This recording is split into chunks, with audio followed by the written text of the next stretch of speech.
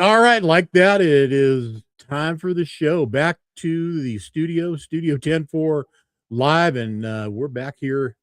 It feels like I've been here all day, right? If you tuned in this morning and caught the morning drive, it looks kind of familiar. I'm wearing the same hat, same shirt, uh, same. It's all the same. I'm still in the same spot. Trust me, I've moved. Thank God, or else I'd have to get a crowbar to get me out of this chair by the end of the day, man. No, it's been a long day, that's for sure. And I suffer from terrible insomnia. So I was up pretty much all night. I got about 2 hours of sleep and then just kind of rolled into this morning and got things going. But anyway, good to have you. And we are streaming live to Instagram, Facebook, YouTube, X. We got all the heavies covered. My Instagram audience kicking again, man. It's like it just I mean, I know it's automatic because Instagram seems to do so much of a better job of getting people connected to the live stream. But there it is. They're on there, and everybody on Instagram watching, welcome to the show. Welcome to Studio 10-4 Live, the weekly update. I want to thank our partners, our marketing partners, and that's Parts for Trucks. They are the ones that are helping us make it happen today. Appreciate you guys. That's Dickerson Custom Trucks. That is their parts division of their company. And they got a lot of cool things going on over there. Notorious Builds, if you haven't heard of them, and look forward to seeing them at Mid-America. And I got some Mid-America Matt's news for you here in a moment. Our show today, I have a couple of guys that are going to be joining us in the second half of the show, and that's going to be Chad Violet and Steve Mitchell, Stephen Gringo, and of course out of Arizona, down there in the Valley of the Sun, I think they call it, and it is announcement that's been kind of sort of shared a little bit here, a little bit there. We've done our own, kind of nudging about it. Even when we had Chad and Amanda on, I think back in November or December, maybe both shows. But obviously, those of you that know Chad know he has moved on from Real Road Truck Works or whatever they call themselves these days. I don't know. Sorry. But yeah, he's Down the Road Motors, man. So, and it's kind of listen, I'm not saying anything that ain't true because I looked on the Matt's registry and Roadworks is not on there. It's Real Truck Roadworks. So let's all just be honest about it. Roadworks is going to go doink and fall off here at some point, and that'll be that. That's life. That's the way it goes. Down the road they go. So, Steve, of course, kind of the main guy down there, besides right next to Rod Pickett, and we'll get both of these guys in on the second half of the show. Jacob Kirkman, and Jacob is part of a movement, a group that is going to give us some awareness on human trafficking and what can be done to what can the trucker nation do to help out with it, and what does it look like and what does it sound like? And we're going to hear from Jacob. Jacob also is one of the marketing people with Inland Kenworth down in Arizona. So the Arizona connection is strong in Studio 10-4 Live tonight. So excited to have these guys on the show. This day in history, and this is cool, man. I subscribed to this feed, and I get this. In January 28th, 1986, the Space Shuttle Challenger explodes after liftoff. Man, do you remember where you were at when that happened? That was quite a sight, man. There's some things that have happened in our lifetime that is completely amazing and probably will never happen again. And then there's stuff that have happened in the last 100 years. Go 100 years, go 200 years, but go 100 years. It's amazing where we're at this point.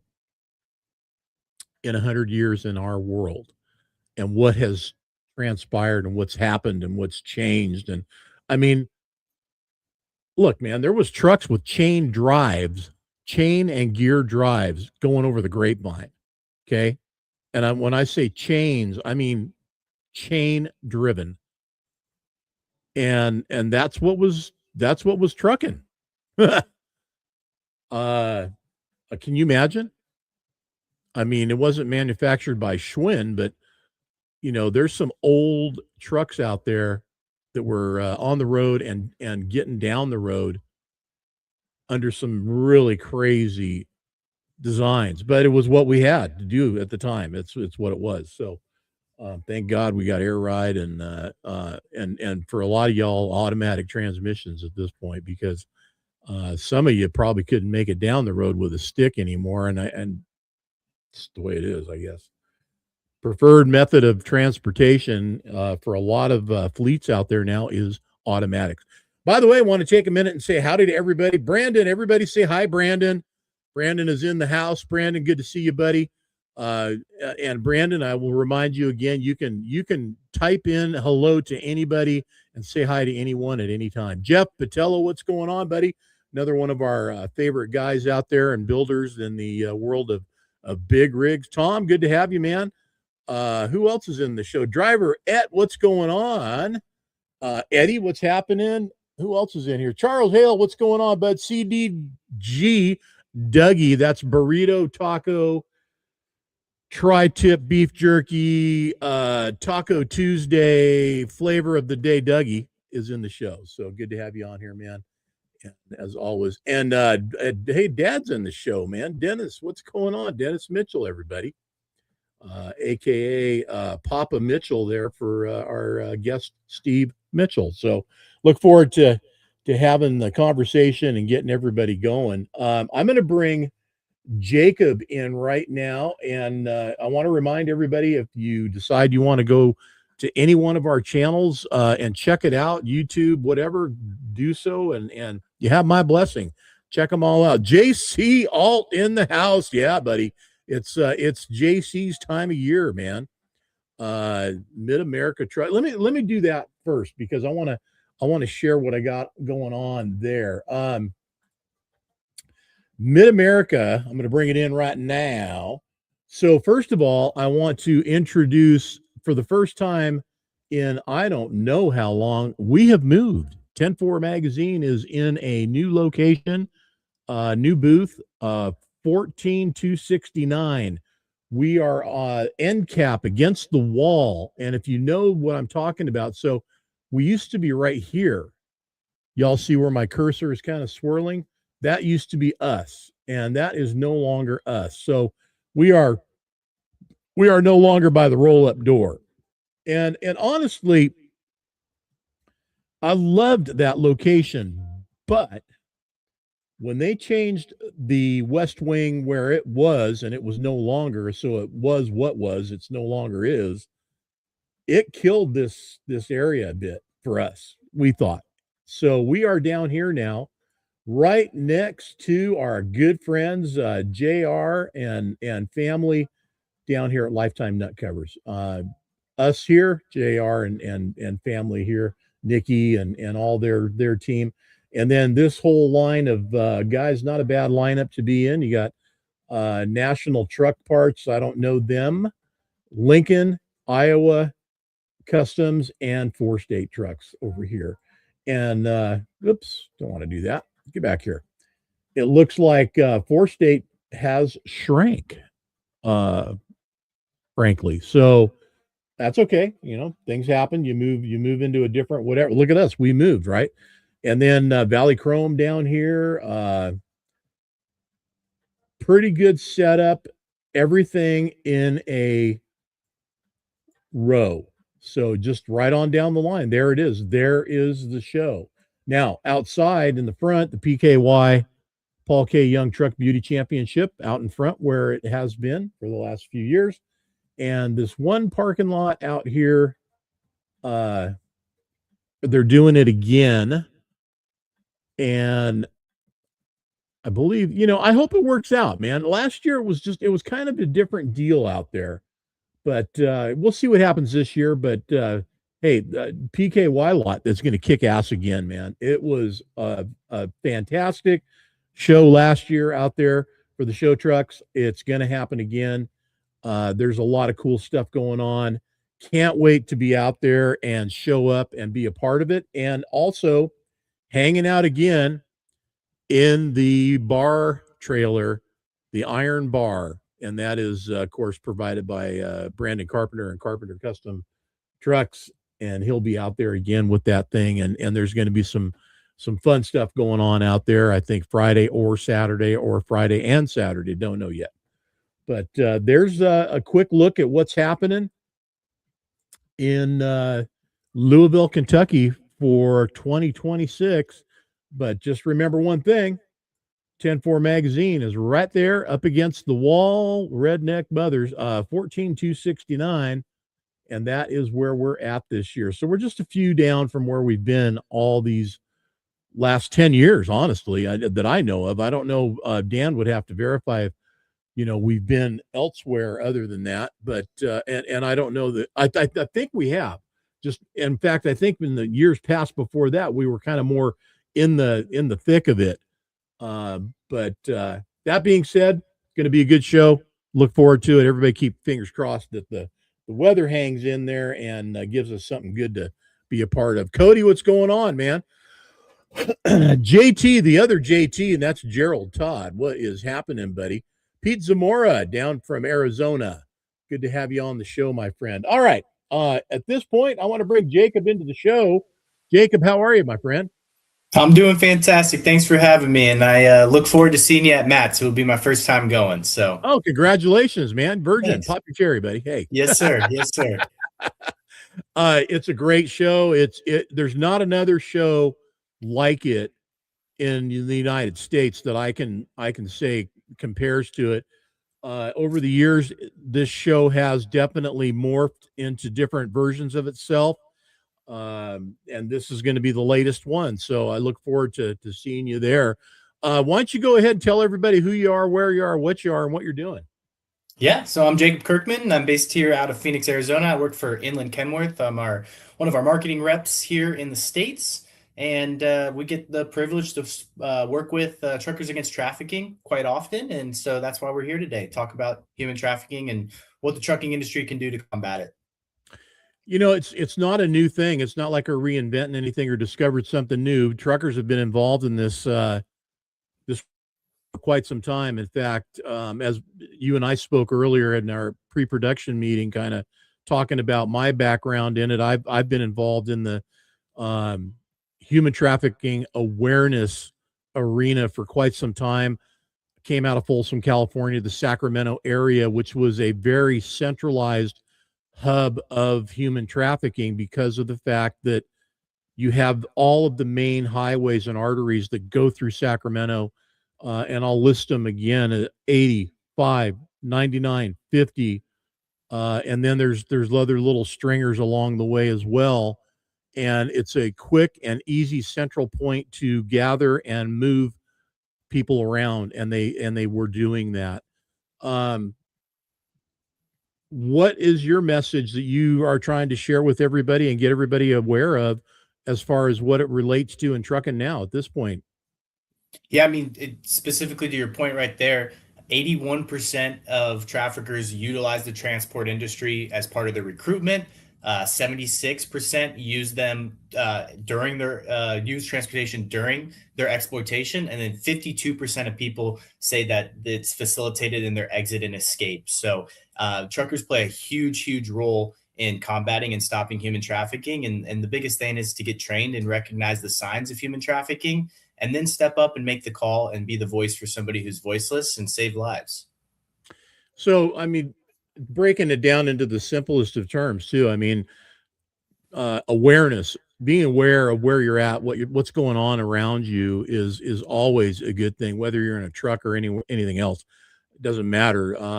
Had a conversation today with our editor and owner Dan, and we were talking about how do you miss things, and we all do. Sometimes we just, things just are out of sight. We just miss them. But that being said, truckers have a keen awareness. We do. We have a sense. It's our spidey sense because we have to know what's going to happen before it happens to avoid being involved in it, especially if it's a bad thing. In the case of abductions and just weird things going on around you, I mean, what are some of the standout signs? Are there anything that you guys are kind of labeled and say, hey, look for this? Yeah, absolutely. There's a lot of signs of human trafficking. It's not going to look like the movies. It's not going to look like bars and chains and handcuffs. It's a lot more subtle than that. Traffickers use coercion to have control over their victims. So you're looking for somebody who's being followed everywhere, somebody who's unable to speak for themselves. You're looking for identifying tattoos on the hands, necks, arms. These are numbers, barcodes. You're going to hear terms on your CB radio like pimp, daddy, quota. You're going to see people standing outside the bathroom. You're going to see people pulling into a truck stop with one male, multiple female passengers, scantily clad, dressed. And then obviously anybody who's underage, who's being sexualized. Those are all signs of human trafficking, and they're very subtle. When you, like you said, awareness is the biggest key here. You can walk right past it at every truck stop and have no idea if you're not looking for it. And so being aware, being vigilant, coming in, taking just an extra second out of your day to look around the truck stop during your pre-trip, during your coffee break, while you're fueling up, just look around, be vigilant, see what's going on. And if you see something, there's a national hotline number there to help you talk you through what you're seeing. Obviously, if you see a crime, call 911. But if you don't see a crime and you see something suspicious, you call 888-3737-888, and they're going to talk you through and get you connected with law enforcement if they need to. But that national hotline is available 24 hours a day, 7 days a week, and it has saved lives. I didn't mention it earlier, but if you have something ready to go or not, either way, you want to put it into the comments, go ahead and put that in there, the phone number, the link, or anything you have that you want to share. Go ahead and put that into the comments, and that way people can come back to it later, and then I'll reach into it and share it later. If you don't have anything that that's ready to go, you can share it with me later, and I'll put it up later. But um, you know, there's so many different parts to this too, that not only what we see going on around us that we sometimes just take for granted and think, yeah, it's just, a bunch of kids hanging out, um, or some guy that just seems a little clingy, that might be a little weird, and you're kind of wondering what's going on. What about all these signs and signals that I've seen that, supposedly girls, women can share on the down low to people that says, I'm in trouble, I need help? Is that for real? Yeah, yeah. So I've seen a couple things that have gone around social media recently. One of them is at bars. It's called an angel shot. If you order an angel shot or somebody comes up to you and asks for an angel shot, usually means that they're in trouble, that they need help. An angel shot doesn't exist. It's not a real drink. So try to get in contact with somebody immediately, get them separated from whoever they're with as fast as you possibly can. Obviously, we don't want you stepping in, but get law enforcement involved. Talk to somebody, tell somebody, make a Dude, call. I'm getting goosebumps here, man. I mean, seriously, that kind of hit a nerve here. It really has. Yeah. Yeah. So go ahead, keep going. And the other thing I've been seeing over social media is girls holding up their hand, they'll tuck their thumb and they'll cover their thumb like this. And so this is a universal sign of distress. So it doesn't necessarily mean human trafficking is in play, but it means somebody's in a compromised situation and they Something's can't wrong. speak out. Yeah. Yeah, Yeah. something's wrong. So you'll see people tap somebody on the shoulder, cover their thumb like that, maybe behind their back while they're walking past you. Look for those signs. Try to get them separated. Try to step in. Try to do something. Make a call. Follow them. Get as much information as humanly possible. The best thing you can do is get descriptions, videos, pictures, direction they're heading, make, model of the car, license plate. Everything that you can provide to law enforcement will help. And the faster you make that call, the faster law enforcement can get involved. And it can be the simple fact of seconds. You not reaching out right away can be the difference of them going down the road and moving them. And to your point earlier, which was traffickers use our highways, they use our corridors, but they move their victims around, and they do that so they don't have access to resources, that they don't have anybody they can get out and get help from. And so these traffickers will constantly move their victims, whether that's daily, weekly, monthly. They're always moving their victims so they can never reach out and get help. And so when somebody reaches out, when a victim is trying to get your attention, you got to be aware, because that could be the only chance they have to get help ever. Yeah. Consistency, like most of us have in our world, is not there. They don't have anything that they can count on being a repetitive action or a place where they go to. I mean, I got to imagine that's going to be from, hotel room to hotel room to whatever, location that they have where they're keeping these people. The um the way things were done, and I'm going to go back like 10, 15 years. The way things were done 10, 15 years ago, there were media assistants out there that were literally by just, by design, but not intentionally, but by design, helping these traffickers. Craigslist, Backpage, Village Yes. Voice. I mean, start naming all these different, publications that were out there. Originally only printed in paper and then digitally. And now that those are gone, what's changed? How is the connection made? And Yeah. I'm So asking this because I want people to realize what they're looking at, awareness of what you're seeing and what you're being involved in. And this goes to the social media world and the you know the bandwagon. I'm throw it out there, the bandwagon that I've been on forever about be aware what you're poking. Tell us what that is. How are they making the connection now? yeah, so those old ways are still in place. People still use Craigslist and those sorts of sites, but a lot of it's happening that we see nowadays through job applications, fake job applications, especially around the holiday season. After the holiday season, these temporary jobs that pop up, traffickers will post fake jobs, get you to show up at a location, take you, and you turn you into a victim. You're going to see DMs on Instagram. These look like things like reaching out to be a model, reaching out for temporary 1 or 2 day kind of work situations that pay way too much money for probably what they're supposed to do, anyways. If it sounds too good to be true, it probably is. So you want to vet everything that you're seeing online, vet the location, vet the companies, go make sure it's an actual real company with a real address. Make sure, if you need to, have somebody come with you to the job interview. I mean, that's always the best thing you can do, is have some backup, right? You're also seeing in person, wherever there's a demand, there will be supply. And so that's the biggest thing with this industry and trafficking in general, is that there is demand at these truck stops for trafficker services, and that's where it needs to stop. And that's what we really need to cut out of the industry, is the demand for this prostitution, demand for the trafficker services. And if there's demand, it will be there. So your truck stop is one of the most common places that you're going to see pimps, prostitutes, and trafficked victims. This morning in the morning drive, some of the conversation was about all of the different ways that social media is being manipulated. And there's many accounts out there. They're fake. There's nothing that they have that they've gotten that they're sharing that they've developed. They're stealing content from other developers and creators, and they're using it to their advantage to cash a check. So my question to the audience was basically, who do you prosecute? Do you prosecute the hooker, or do you prosecute the user?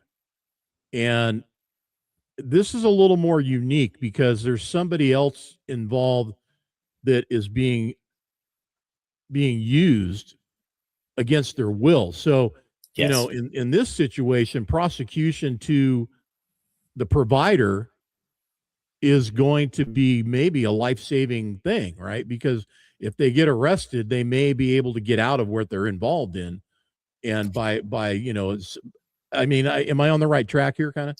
Yes and no. So when it comes to human trafficking, the victim in this case would never be prosecuted. When you're being blackmailed, you're being coerced. Those are signs of distress, and those are completely legally objectified. They're null and void, basically. So the acts that Okay, you perform, the money that you collect, it doesn't count as an illegal act because you're being forced against your will to do it. Now, people who right. are going out and prostituting themselves. Uh, just normally and Yeah, collecting their own money, that's a different case, right? But yeah, the victims of human trafficking who will not be prosecuted. And the best thing that can happen, even if they do get picked up for 12 hours or 14 hours, to your point, they're away from that situation, right? And they can give yeah. information to law enforcement about the ring of people they've done it. I mean, one great story out of Ohio, two girls went to go get a Frosty at Wendy's. Truck driver pulled up, knew a lot about them. So when they got in the car with them to drive them home, he brought them to their place. They had two older women there who trained them, taught them how to be prostitutes, took that 14 and 15-year-old cousins out to a truck stop, left the younger one in the car, made the older one go out, said, if you didn't perform or make money, I'm going to hurt your cousin. And a trucker saw this 15-year-old girl prostituting herself at a truck stop, made the call, saved the girl, saved the cousin a couple of days later, and it led to a 13 statewide trafficking ring that got busted down. It was an incredible story, but it just goes to show, this can happen anytime, anywhere. It could be your niece, your daughter, your nephew, your cousin. It happens to males. It happens to females a lot more, but it definitely happens to males as well. I think I was leaning more towards the descriptor that you just shared, and that is that uh, not that the not that the victim would be prosecuted for what they're doing, but if they got involved in a arrest in a lawful, action where they were arrested, it might be the saving moment in their Sure. life at that time, and then everything can get sorted out as to what's Absolutely. really going on. So that I Absolutely. think that's more. I should maybe I didn't explain it well enough, but that's what I was looking for. So well Yeah. done on explaining that. Uh, as far as anything going on right now, this is January 2026. It's Human Trafficking Awareness Month. We're at the end of it. Doesn't mean it stops. So going out of this month and into the rest of our year and forward, what would you recommend for anybody out there? Yeah, if you haven't already, go to tatnonforprofit.org, TAT nonforprofit.org. Get trained, learn how to recognize the signs of human trafficking. They go into each mode of the transportation industry from long haul all the way down to in home movers, even school bus drivers, energy sector, whatever transportation mode you're in, they have a training for you. And get trained, figure out what actual human trafficking looks like for each mode of your transportation department and whatever you work in. And that's the best thing you can possibly do. Slow down, be vigilant, be aware, see these things at a truck stop, and make the call and save lives. That's all we want people to do. And if you feel so compelled after you get trained to donate to Truckers Against Trafficking, it's a great organization. And they're building a brand new mobile museum trailer. It's called the Driving Change Project. It's going to be absolutely gorgeous. I went out to San Diego and saw the trailer being built. It'll be released out in July in Washington, D.C., and we're really excited for that project. But if you want that trailer out at your location, at your company, if you guys don't have a training plan in place for human trafficking, reach out to Truckers Against Trafficking. They're more than happy to bring the trailer out, train your employees, or get you set up with an online training. It's super, super easy. It takes 20 minutes, but it will leave goosebumps on your arms when you finish that training. Just hearing some of the stories, you get to hear the victim's perspective, you get to hear the police perspective, you get to hear the driver's perspective, and what you can actually do. You get the dark side of human trafficking, but you also get the light side and what we can do to actually step in and stop this major issue. So that would be the biggest recommendation. Just go get trained. There's 2.4 million people who have done it, and we want all 8 million people in the trucking industry to go through it. So So the trailer is going to be released in July and available from that point on. Is it available on the West Coast? it's available all over the United States. They move that trailer for every show. Obviously, if it was ready for Matt's, it would be at Matt's. They maybe probably will have the old trailer at Matt's this year, but shortly after, if it's ready, they'll bring it out. So anywhere that you guys have people, if you have an audience, they will bring that trailer out to go see you. So just get in contact with TAT. Their contact information is all over the website. So Well, let's get your information into this feed, or at least to me, and then that way I can put it out there as well. And we Sure. have a little show we put on in November called 10-4 Trucker Rodeo and Show down in Bakersfield, California, that has developed into quite the fun weekend and good time. We had our second annual this last year in November, and we had about 275 trucks there with 12 different or so events and competitors in the trucker rodeo. Maybe that's something that might be a possibility to have that come out and be a part of the show. I don't know. Talk to the Yeah, powers to be and see if that's something that we can have happen and just make available. I mean, why not? Right? absolutely. Give me the information. We'll pass it along, and hopefully we can get the trailer out for that. That'd be Okay. awesome. So Excellent. Jacob, it's been great talking to you. I want to bring in a couple of guys that are kind of in your neck of the woods. Chad Violet being one of them at Pickett Custom Trucks, and Steve Mitchell. Steve's the one with the pet beard there on his chin, and it's growing a new zip code over there off of his face. That thing's large, Steve. That thing's large, buddy. It's But getting there. meet Jacob, guys. Hey, I think hey, I know Jacob. We do work for Jacob a little bit. yep. I just saw him last month. So Oh, Yep. well then I'm not doing anything great here. I'm just shaking hands or making you available to shake each other's hands again and say howdy then. But the new kid in town is Chad Violet, right below you on my screen.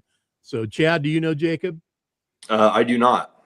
Well, now you do, buddy. first time. Good. It's a pleasure. I'll be at Matt, so hopefully I'll see him there. Absolutely. Love to. There you go. All right. Jacob, it was fun. Thank you for taking the time out to come out and join us. Look forward to it. And as things go along through the year, feel free, please reach out and talk to me. And if we can get you back on the show and there's something to share, let's do it. Okay. Thank you very much. Thanks for getting this message out. Super important. So Absolutely. Take care. bye-bye. See you at Matt's. Uh-oh. Where'd he go? Get back over here. Oh, look at that. I hate that, man. It put Chad up in the banner area. I'm gonna have to pull that out of there so we don't have his head cut off there, buddy. There you go. He's kind of a big deal. There you go. So what the hell, man? Chad Violet in the house, and what's the big news, man? What are you doing, buddy? Nice shirt, by the way. Hey, Nice thanks. shirt. Yeah, I like that. I know a guy. You know, yeah, you do. No, it worked out. This all started a couple years ago. Rod and I have been talking for the past couple years, and he's thrown the offer out, and I just kind of always laughed it off, and we just kind of joked about it. And every time I'd seen, whether we were at a show or I'd call him and we'd be talking, and he'd always ask, "When you coming out? When you coming out?" And that's where he would start it, and that's where he left it. And I'd just be like, I don't know. Who knows? Maybe. But saw him in October and at the Bobtail Apparel show. And so I think I caught Steve off guard a little bit because I saw him off to the side and I was talking to him. I'm like, I just kept digging him for information. I'm like, so how does Arizona work? How's life in Phoenix? And I kept asking him all these questions, and Steve's always been great to me, but it was kind of going through his head of, why does this guy keep asking me all this stuff? So it just, the wheels were always in motion, and got to talking to Rod a little bit more in depth there, and we put forth the plan, and I still had a couple of shows left to do for Roadworks. So I was going to fulfill the rest of the season for them. We were going to Atlanta, and then we had a small show in Mississippi.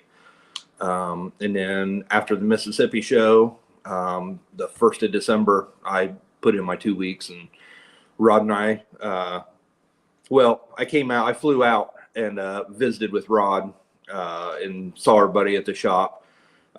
Spent 3 or 4 days there, and actually spent about an hour and a half with Rod. That was quick, put it all together, good. And then And then I didn't see Rod for the rest of the trip. I was with a realtor, looking at homes and looking at houses, and it was on at that point. And then that following Monday when I got back, I put in my 2 weeks notice and called it done. And by that point, I was officially a part of the Pickett Custom Trucks team. And picked up everything and moved cross country and on down to Arizona, you and your gal, and there you are now, sitting in your, looks like your kitchen, Sitting in the kitchen, yep, of your place. Yeah. yep, at home, yeah. Good. Steve, what the heck, man? You got some help here? Is this guy any good or what? I mean, he's all right. I don't know if it's good help or bad help, because it's so good that we just keep cooking up more things to do, and there's already not enough time in the day. So, I guess we'll see what happens with all this. Are you pushing the envelope? Like, let's see if he'll do this. And it's kind of like Mikey. Let's see if Mikey will still do it. Mikey, come on, Mikey, right? Oh yeah, I think he thought he was going to work in the shop, but I think that kind of got delayed a little bit, and I think now he's kind of the parts man and part-time floor installer. Not anymore. The floor is done today, officially. Are we talking Dandy Dairy, or what are we talking about, man? Or any other truck out there, or what? The floor in the shop. I think Rod was like, hey, in the shop itself. Oh, okay. Yeah, you're gonna help build a chrome shop. I don't think that Chad thought that meant actually like with a hammer and nails. I think he thought it was more of a metaphor. Yeah, I was gonna say it was more of a metaphor, like, let's build this together. It'll be a great opportunity. We'll sell a lot of Wait a minute. No, we really want a floor. Okay. We need a floor. Yeah. Been moving and installing floors for the last 5-6 days. So oh man. Yeah. It's been great, especially working with Steve. I've had a lot of opportunities, a lot of time spent down there working with Steve, and the last couple Saturdays we've been working together, and the shop's quiet, so him and I can just work on. We got a new build, or we've been working on this build, and Steve and I worked getting the cab put together and getting it ready and off for paint. And then now he's working primarily on some other things, but it was just kind of nice that Steve and I have always talked and always thought that we'd be on the same page, just through our conversations and how we've known each other. But we've been talking about like this truck project, and he said, well, we were thinking about doing this. And I said, well, it'd be cool if you did this. He goes, well, we talked about that. And then it would just moved on through several things like that. So it just kind of, it made me feel like I'm right there at suggesting and doing things that Rod and Steve and that team has already been doing. So it's just our ideas are lining up, and that works out pretty nice. The creative path is such an interesting thing. In my past of working with people and developing things, that when I was a builder, I always, in my contract, I had what was called a meeting of the mind concept. And we tried to get as close to that as possible in discussion and have everybody visualizing, and then getting it on paper, what it was we were going to do. Didn't always mean that's what happened, but it sure, we do the best to come as close to it as possible. And that was always just a challenge, but getting everybody on the same page. And even though you're working for the customer, y'all have your own visions of what this thing could look like. I mean, let's take the dairy truck right now. I mean, they're kind of just like, here, just do this thing, right? And no input at all on it, right? Is that kind of the gist, or what? Yeah, I mean, basically, obviously, Jason's been a long-time customer with us.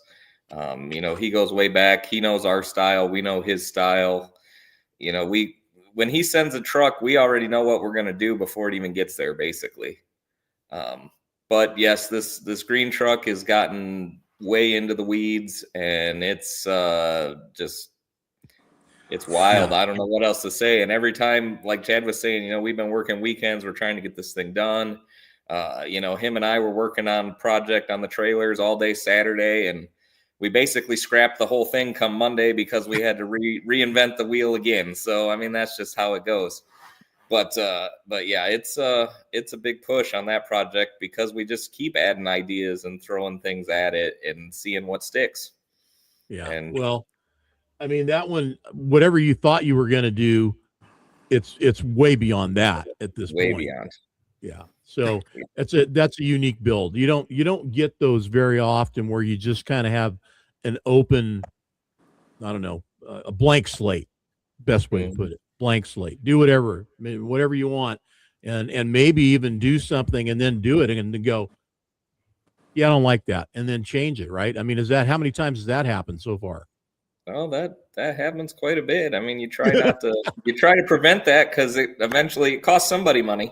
Yeah, right. So, but it happens when you can only reinvent the wheel so many times and keep it looking right. Right.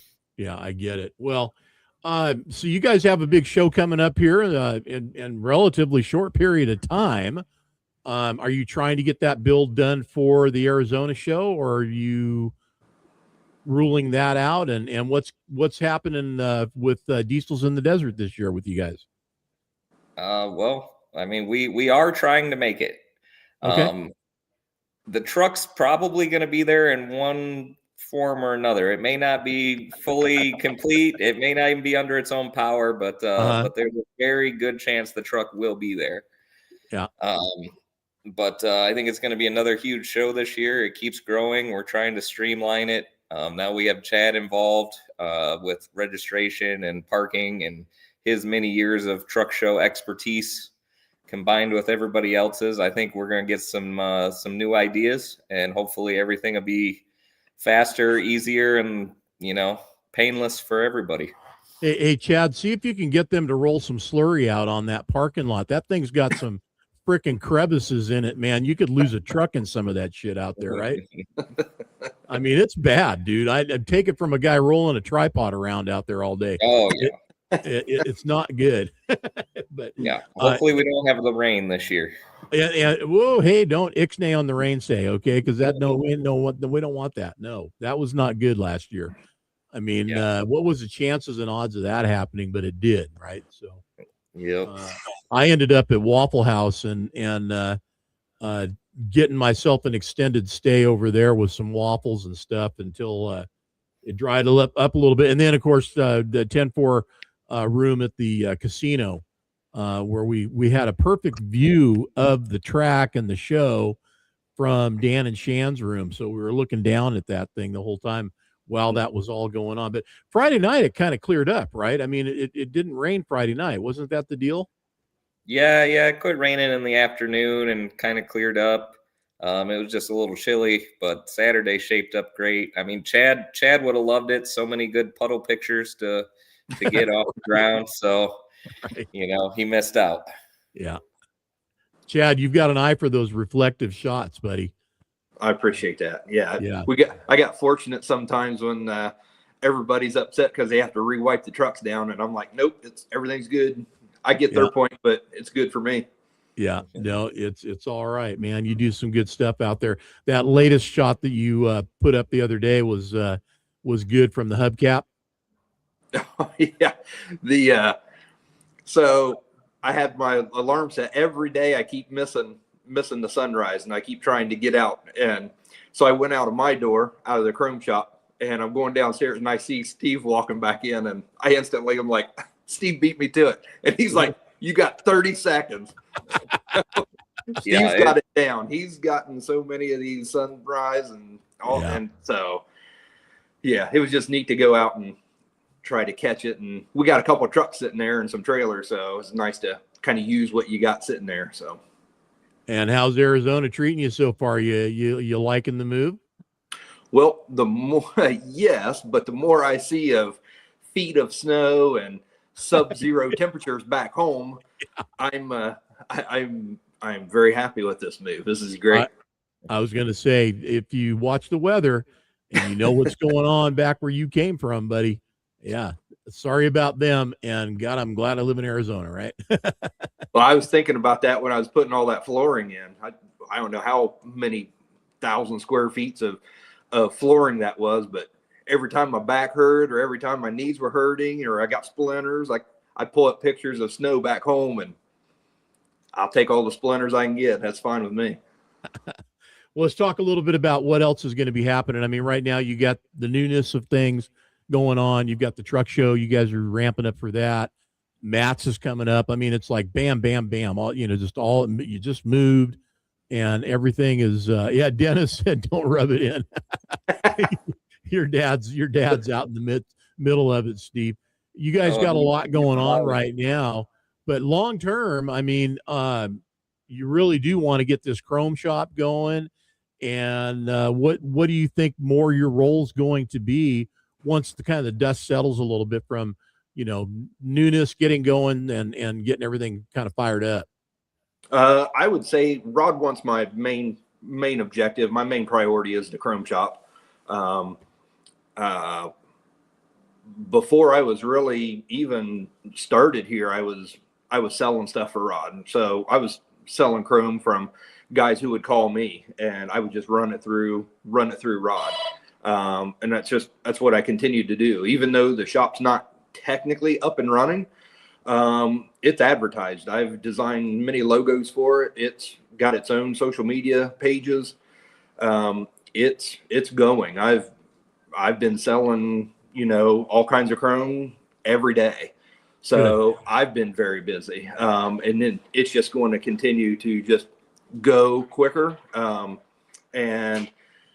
I'm still trying to maneuver get the shop set up, all the shelving, the products, inventory, things of that nature, organizing, coming up with systems for, you know, tracking all that and everything. So, I would say that's 95% my role. But depending on how busy I am, certain days it might be 70-30, any chance that I can, you know, get or anything like that, especially with this build we're trying to get done. I go downstairs and I hit Steve. I go right to him. I'm like, what can I do for you? Yeah. The fabricating part of it was what I thought you were going to be involved in as well. So actually in there, you know, doing fabricating and building. So, well, and that's where a lot of it kind of goes back to everybody knew me as the camera guy. And so I was always at the shows and everybody knew my pictures, which is great. But, when Roadworks got a hold of me, and they offered me the job, you know, for Roadworks, you know, driving the truck and doing the sales and all that, I think it shocked everybody, and everybody just was surprised that, you know, they didn't give it to a truck driver. You know, why did they trust this, you know, this big fancy truck to some guy that just takes pictures? And that's where a lot of people didn't understand that my background was, I was an owner operator. I had my own authority. I did that for, you know, from 98, you know, clear on, you know, for years and years. So they didn't really know that aspect, but they didn't, like with this, they didn't understand that all of my fabrication part of that too. I was a certified welder. I taught in college, at a tech school for, diesel technology. So I know all that stuff. A lot of people didn't realize that I've had a lot of builds at Matt's. I've built my own trucks. I showed at Matt's. The last few years, I've designed a couple Matt's builds, and I've been working with Rod on that. Last year's, I worked with Rod several times on a lot of designs that I came up with and things on a truck. Unfortunately, it didn't make it to Matt's, but yeah, that fabrication part and things like that, that's where Steve and I have just been clicking. He doesn't have to show me and take time away from his productivity. He can just say, hey, we need to do this and this and this. And I'm cutting and bending and we work pretty well together. So I think. What about it, man? Are you backing him on this? Yeah, he's pretty solid. I had him doing some stuff the other day, and I mean, I'm still feeling him out just as much as he's feeling me out. But I think we're off and running here. I mean, he's got all the background. You know, everybody wants to be a truck builder, but you got to drive trucks, you got to wrench on trucks, you got to break stuff, you got to do all that. All those things. You got to eat, sleep, and shit them, dude, man. You got to be all of that. Yeah. No, it's so true. If you just come in and if Chad was just some teacher, it wouldn't work. He's done all the other parts of, and this Chad, I didn't know about all the fabricating stuff on your side of it. I didn't know so much about that, but I knew all the other stuff. I knew you drove, I knew you ran, and the pictures and the social, but what a bonus, man. What a bonus, dude. You can actually fab, so yeah. And look where I get an opportunity to do it. I mean, this is an opportunity of a lifetime. I mean, and I can say that, I've had a couple of those, getting to drive the Roadworks truck and, being in that kind of position, that's a lot of people, would love to have that, and now have somebody like Rod offer me a job because of all these little hats that I can wear at any point in time. It's just, and it's nice that I can put 10 hats on my desk and I can grab one and go whenever I want. So is he a little OCD? He's got all them hats juggling around, man. They're all facing the same way, or how's that work? Hey, I don't know, but I can tell you what, it's definitely better than what we've been doing. So I think it's only going to be better down the road. It's working. yeah. There's at least a hat rack. They're not just all thrown in a box. And you know what? He's still got enough of the accent, the drawl, still a little bit. There's still a little bit there, and that makes it kind of unique. He's that guy in the shop that, and I don't know if anybody else has one or not, but maybe Chad's the only one, right? I think he's the only guy besides me that's not local, but I mean, you never know. Between the two of us, we have completely different accents, and we are from like 150 miles apart. Literally, we're very close, practically. So Steve and Chad, you help me out on this, man. Steve sounds like the FU guy. No way. F steak. No way. That doesn't he sound like that guy? Yeah, I'm practically Canadian, and apparently he's from the South. So, they get real close. How did that happen? I don't know. It's better than being Boston, I guess. That guy is hilarious, hey, Steve, I'll go man. get the car. Yeah, no, that guy is hilarious. He's a one-off. There's nobody else out there like him. But you guys are pretty close, man. You sound a lot alike. So it's funny to hear. And I never put that together until today. And I don't know why, but it just all of a sudden it kind of stood out, man. Because maybe I've been seeing more of him lately, and he's out there doing his thing. Yeah. Steve and I's been telling old trucker stories and things like that. We were today actually, because we run the same roads and same paths that him and I live on. So it's yeah. Well, I think it's great you guys are able to come together, and you got Rod Pickett there as kind of in the middle of it all as a catalyst to bring it all together. What an opportunity for the industry in itself. Any customer that comes down there, man, I think there's a new asset in town, and you guys are all there to make it happen and make, of course, Pickett Custom Trucks look good, and anybody that leaves there look even better. So congratulations to all of you down there. I'll sell it and we'll install it too. I'll sell it and you can install it. There you go, man. or I'll have to make it. So be careful how much you sell. Well, hey, shears and brakes, man. That's all we need, right? And that's right. Cutters, you guys. Are you guys using water or plasma or both? We mainly use plasma right now, but hopefully he sells enough parts we can go to laser. That'll be the next thing. But we did just get a new press brake not too long ago, pretty big one, and that's been a game changer for us. How many ton? 220. Yep. Yeah, there you go, man. 13 feet wide. Yep. Yeah, we were Steve and I. We were bending 12 foot, 10 foot sections this Saturday. 12 foot. 12 foot. Yeah. Yep. Some skins. We're trying to sheet a trailer, so that's proving to be difficult. I was going to say that's the kind of stuff that we use up a road truck body, buddy. Yeah. It's thin stuff, but big sheets, more than one person can handle. Yeah, no, that size brake was what they're using up there to manufacture dump truck sides, and with hard steel, they're using hard ox and SB50 or whatever that's out there that that they make for the hard bodies, as well as the soft steel too. But yeah, no, you guys got the real deal. You can make frame rails with that brake. Yeah, I have bent some liners for stretch jobs we've done. Yep, there you go. Yep, that's all out there. So pretty much the list is endless. There's not really any walls that you can run into, and whatever you guys can't do there, I know you got outsources you can go to get stuff done and make it happen. Jeff Patello out there, great for them, hard for the rest of us to compete with. It is, Jeff, but if you just call Chad, we can definitely ship you anything you need expedited. Damn it. Next day, Jeff's close, so Very next good.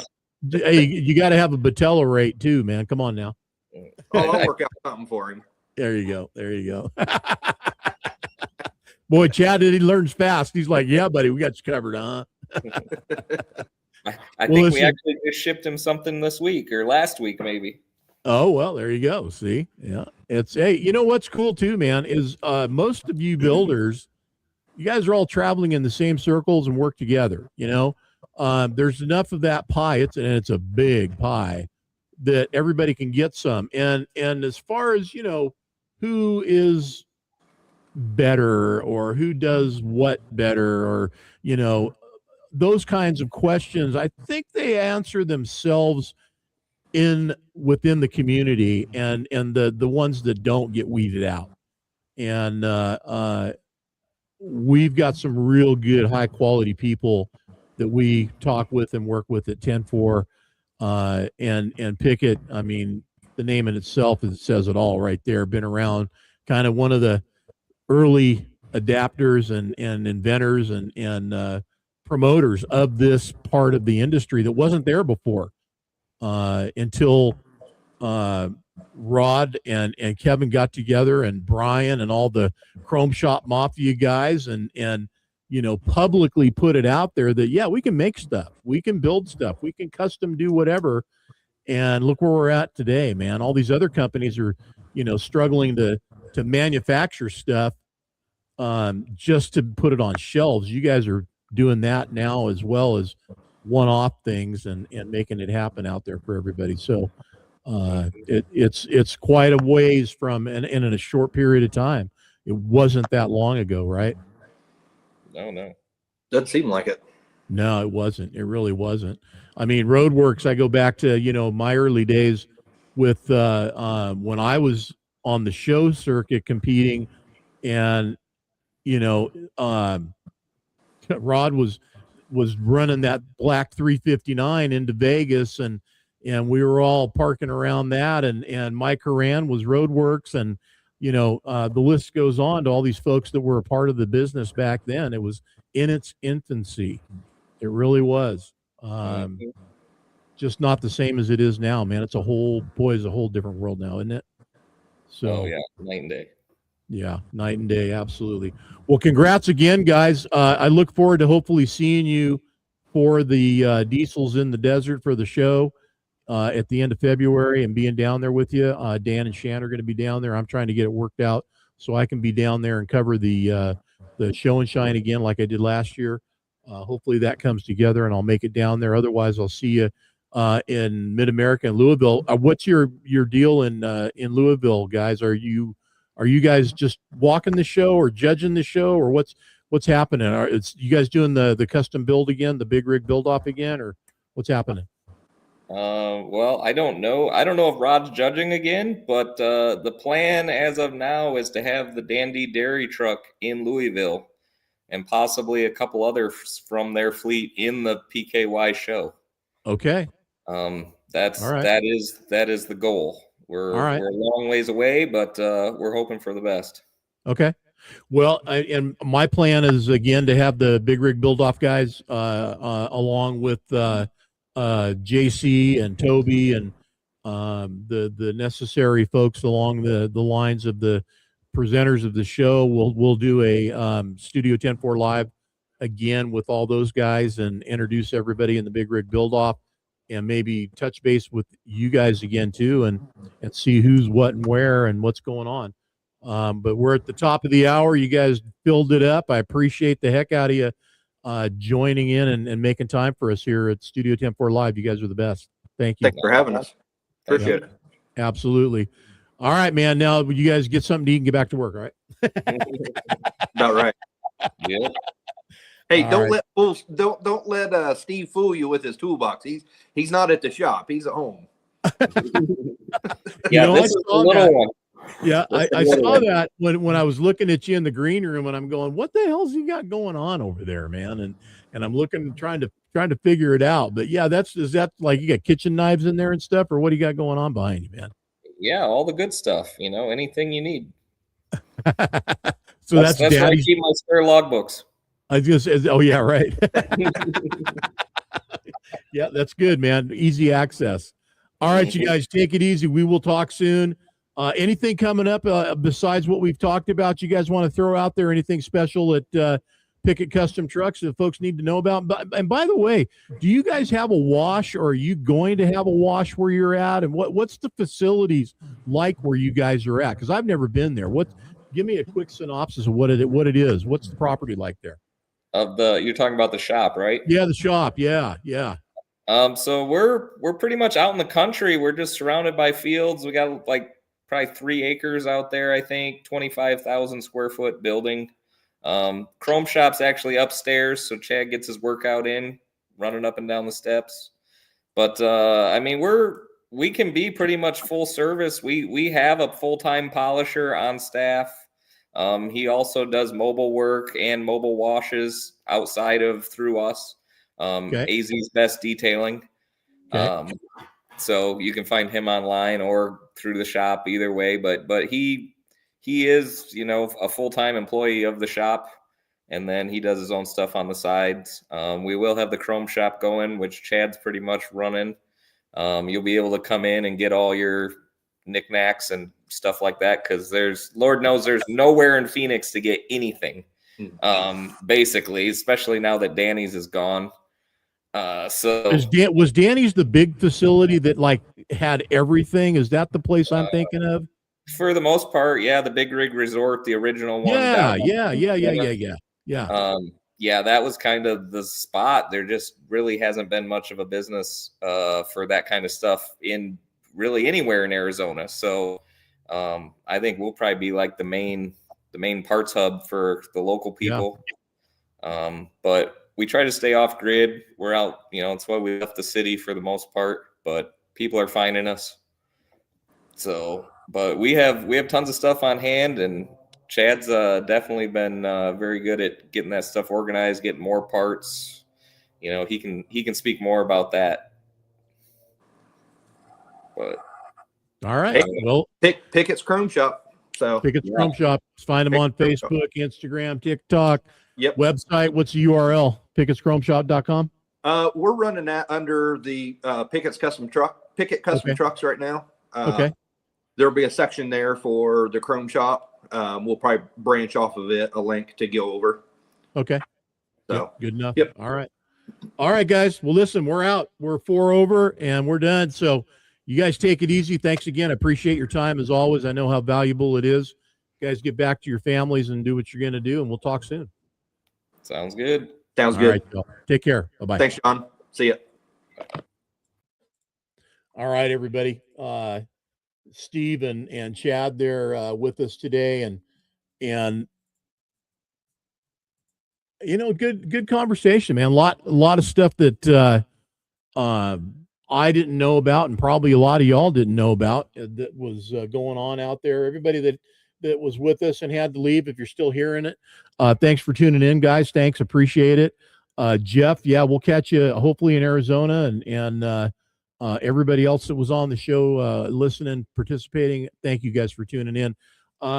Start tuning in on Wednesday mornings if you can. At the very least, check out the playback on that. We had some no-shows today because of circumstances out of everybody's control. So I basically carried it for 60 minutes, and whatever needs to happen, we'll make it happen. But Wednesday mornings, 9 a.m., the morning drive, Testa and Carpenter. And then again at 5 o'clock, we have the Studio 10-4 Live, the weekly update. We have other shows in development right now too, other things that we're going to be doing and bringing to you. Hopefully we'll have some more info on those as well as they kind of get better put together, and maybe we can talk about what they're going to look like, sound like, and be like. And can't do them without you. So let's make it happen, everybody. Appreciate you. Keep the shiny side up out there. New magazine coming out with the new month, and we'll be saying goodbye to January and coming into February. If you guys want to be a part of Mid-America Truck Show live streams, need to get a hold of me. If I can get this thing worked out for Arizona, that as well. Same thing. And then Trucking for Kids coming up, man.